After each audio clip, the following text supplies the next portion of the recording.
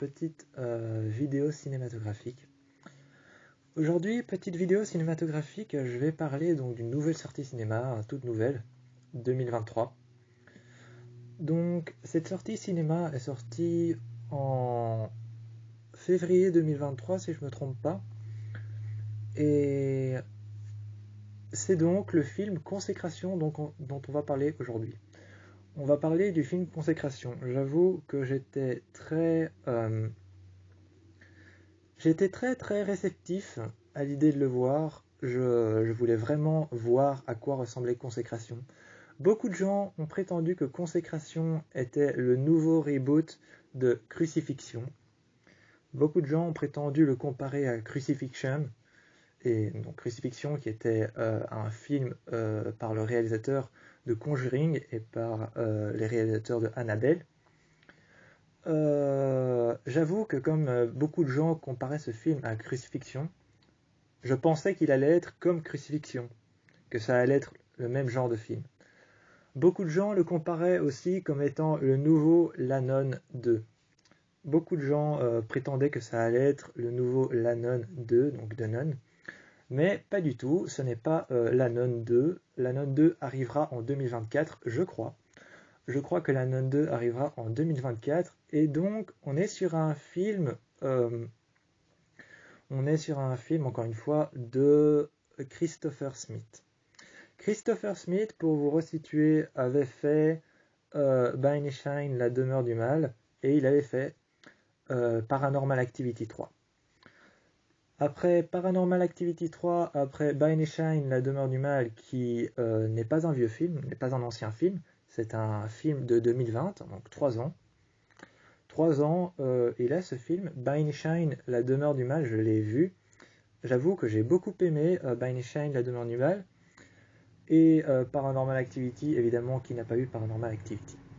Qui n'a pas vu Paranormal Activity, le 3, je l'ai vu, et d'ailleurs, le 3, c'est mon préféré. Quand j'ai vu Consécration, j'étais très réceptif à l'idée d'aller le voir, et j'ai été le voir en salle.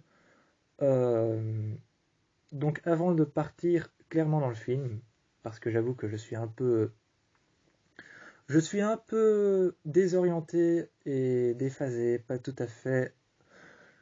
Je suis pas tout à fait... Comment dire? Je vais pas dire pas tout à fait content du résultat, mais c'est pas ce à quoi je m'attendais.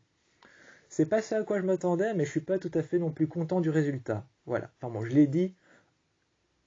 Donc, Consécration raconte l'histoire de Grace, une jeune femme qui, après le suicide de son frère, qui était un père, donc qui était un prêtre, c'était un prêtre et donc son frère s'est suicidé. Son frère s'est donné la mort, une mort violente, et Grace en est dévastée.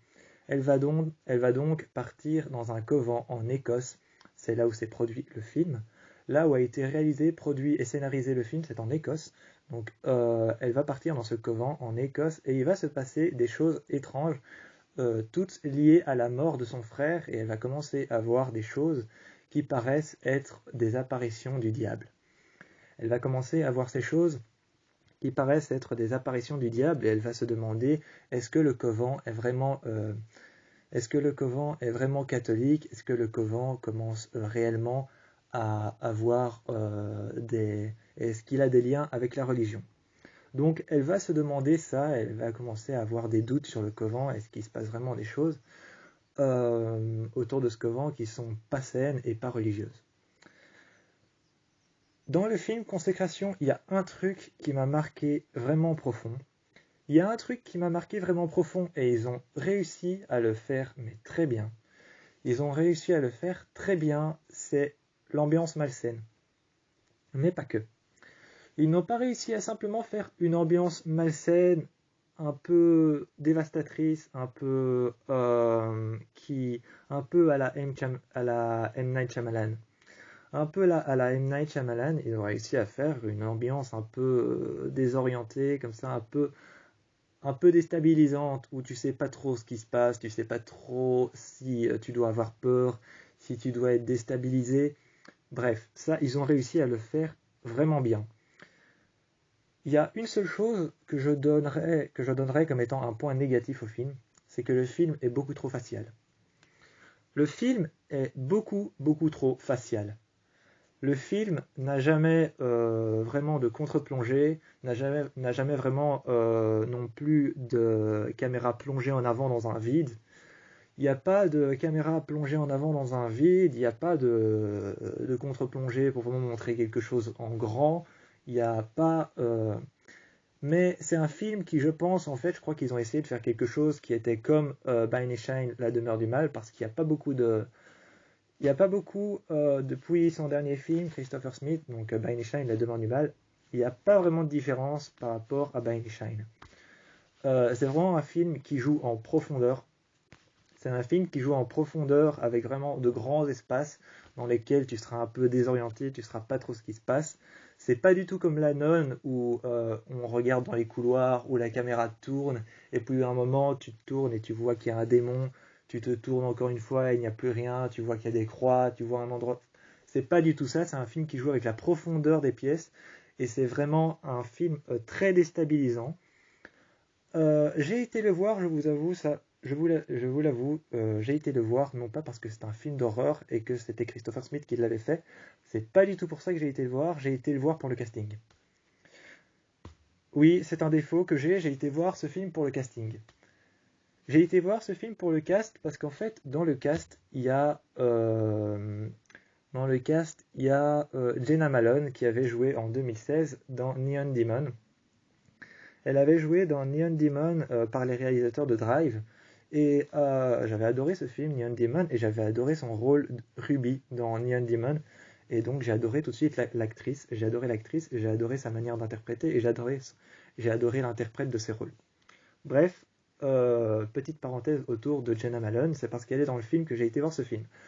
Euh, Consécration raconte donc l'histoire de ce suicide et de ce couvent qui n'est pas tout à fait orthodoxe et pas tout à fait non plus religieux.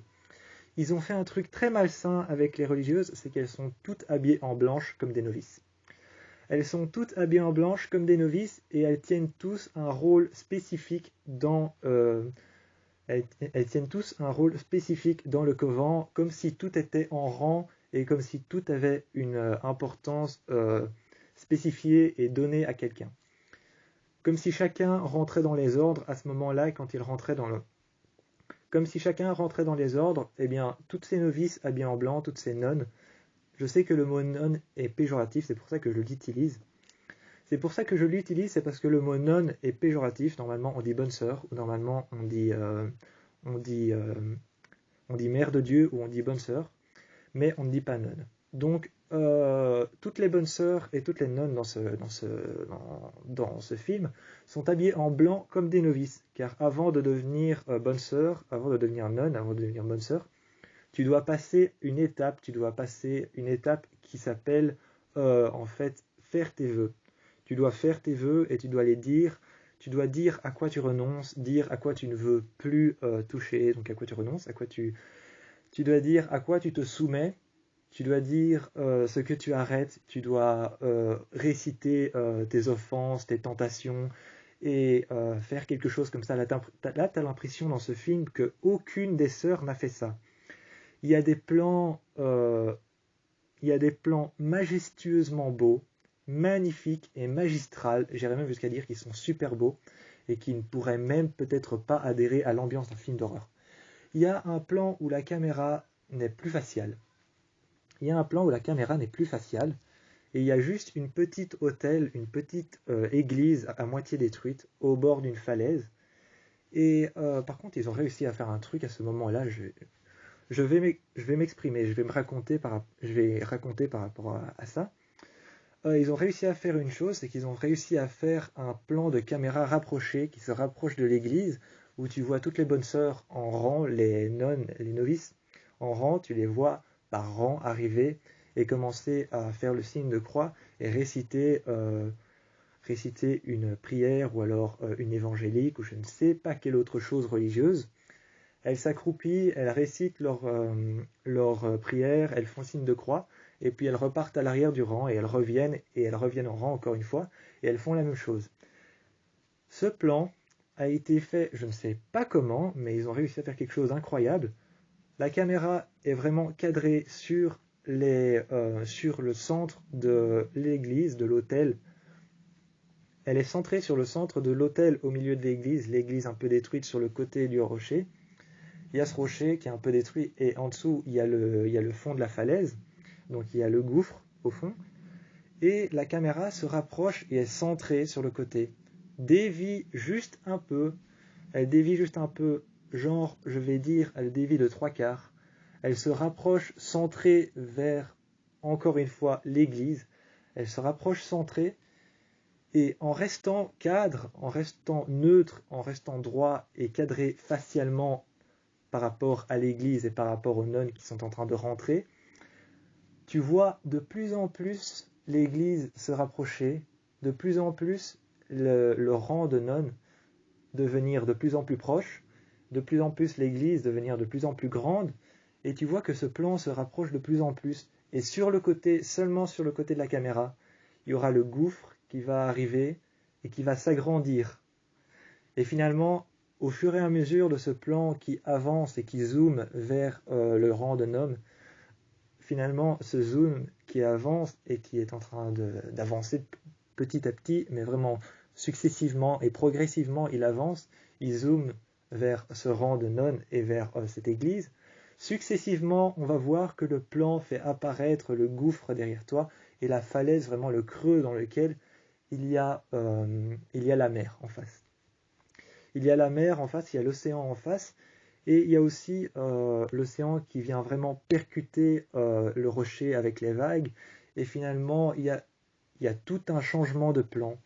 Je ne sais pas comment ça a été fait, mais il y a tout un changement de plan au moment où tu vois que sur le côté est apparu le vide. Il y a un changement de plan, la caméra dévie, arrive derrière l'église, et une fois derrière l'église, tu vois que la caméra est juste au-dessus, positionnée encore une fois facialement à l'église, où tu vois une nonne qui est juste au bord en train de regarder dans le vide, et qui se jette clairement dans le vide. Elle se jette clairement dans le vide, et toutes les nonnes sont effrayées. Toutes les nonnes en blanche, toutes les novices sont effrayées, et elles sont en train de se demander ce qui se passe, pourquoi est-ce qu'elle s'est jetée dans le vide. Et ce plan qui pratiquement, en fait, ce plan qui pratiquement contredit le premier, se tourne vers l'église, et l'église revient de dos alors au plan dans lequel tu as l'impression de voir le gouffre, et que la caméra est juste au-dessus du vide. Et bien ce plan-là montre alors de l'autre côté, encore une fois, il se retourne une troisième fois, s'arrête, et tu vois tout de profil, avec le vide devant toi, et là tu vois qu'elle se jette dans le vide. De l'autre côté, il se retourne une quatrième fois et s'arrête, revient s'arrêter facialement devant toutes les nonnes. Et là, tu vois que le plan montre toutes les nonnes qui sont affolées, qui cherchent le couvent de partout, alors qu'elles sont au bord d'une petite église et au bord du vide. C'est juste extraordinairement bien fait. C'est sublime, magistral et ultra beau. Le film a une ambiance phénoménalement... Je ne sais pas si ça se dit phénoménalement. Bon, le film a une ambiance phénoménale et vraiment, vraiment malaisante et qui met vraiment très mal à l'aise, mais qui ne change pas trop de By Shine, La demeure du mal. Mais on voit quand même que Christopher Smith a voulu, faire quelque chose de nouveau et il a réussi par rapport au plan, mais c'est un film très facial qui joue en profondeur. Tu as vraiment des moments malaisants, comme par exemple un plan large pris de tout l'intérieur du couvent, où tu vois des tables en rangée et en longueur les unes à côté des autres, je crois qu'il y en a 3, et tu vois toutes les nonnes en blanc qui sont en train de regarder leur bol et de manger, et il y a cette Grace qui arrive, et elle lève toute la tête, et tu ne sais pas ce qui va se passer, c'est vraiment très malaisant, elles arrêtent de manger, elles posent leur cuillère sur le côté, elles lèvent la tête, et t'as Grace qui arrive, elle s'assied à côté des autres sœurs, et toutes les autres sœurs relèvent la tête. Tu ne sais pas ce qui se passe, c'est malaisant, c'est perturbant, c'est un film vraiment bien, vraiment perturbant. Et il y a aussi ce dernier plan où tu vois que Grace voit quelque chose à la fenêtre, dans le reflet de la fenêtre à l'extérieur. Ça, c'est un plan très compliqué, je ne sais pas comment l'expliquer, mais je vais essayer. C'est un plan où Grace est à la fenêtre, tu as l'impression que sur le côté, la caméra la filme de côté, mais en même temps, tu as l'impression que la caméra filme de face la fenêtre. Et dans le reflet de face de la fenêtre, il y a une ombre noire qui apparaît avec une sorte de corne sur le côté, croyant que c'est le diable.